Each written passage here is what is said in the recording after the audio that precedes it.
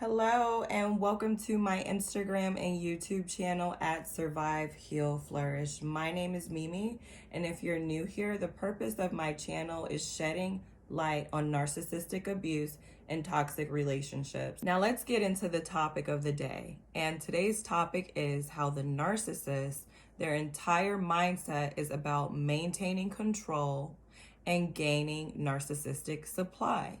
Now, if you have ever been in a relationship with a narcissist, you will realize that over time, you feel like you have less control over your life. In fact, you'll start to notice that all of your thoughts and ideas are directly linked to the narcissist's desires for you and desires for themselves. I'm talking about how the narcissist's entire being has to feel like they are dominating you, dominating your mind, your choices, your abilities to choose for yourself. So when we don't honor ourselves and we start to abandon ourselves in order to keep the peace or in order to make other people happy, we lose our power. We give away our power. And that's exactly what the narc wants.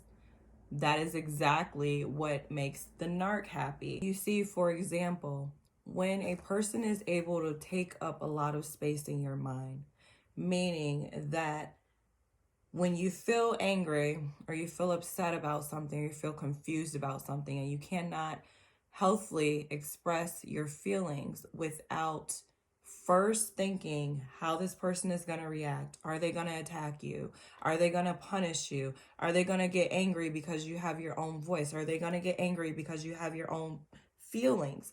When a person, a narcissist, is able to take up all that space in your mind, it takes away your power. It makes you feel like your power is being taken away to think for yourself. So when you can't think for yourself, what do you begin doing? You start thinking for other people. When you're in an abusive situation and you cannot think for yourself, you begin thinking for the abuser. Everything that you do starts surrounding the abuser's desires. And that is a very dangerous place to be in. Because like I said before, it's giving your power away. In a healthy relationship, both people can come together and express their ideas and work together, compromise. In an abusive relationship, one person is dominating the conversation. One person has control over the dialect, which means the person who has control over the conversation, that's the person who controls the results. That's the person who has power over everything. That's the person who chooses which way your life is going to go. Never give your power away. But if you've already done it, it's not too late. You can begin with small steps to start taking your power back.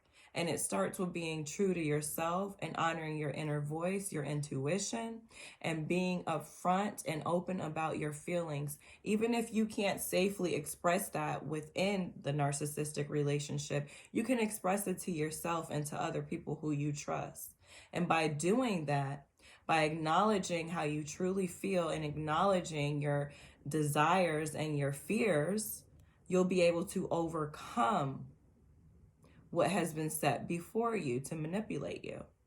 All of this really ties into narcissistic supply.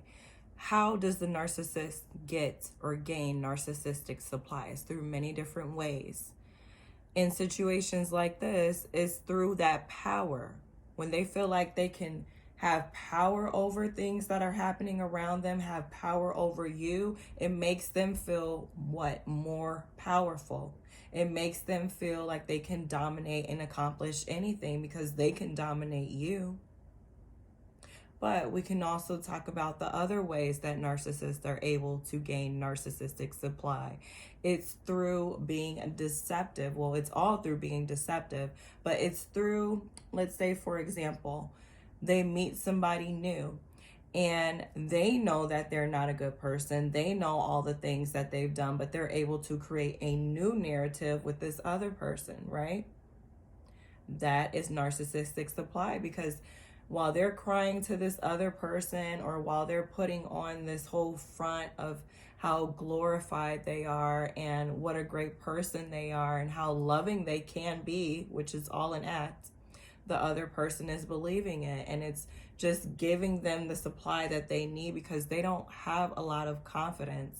They're very insecure. And that's like a huge misunderstanding about narcissists.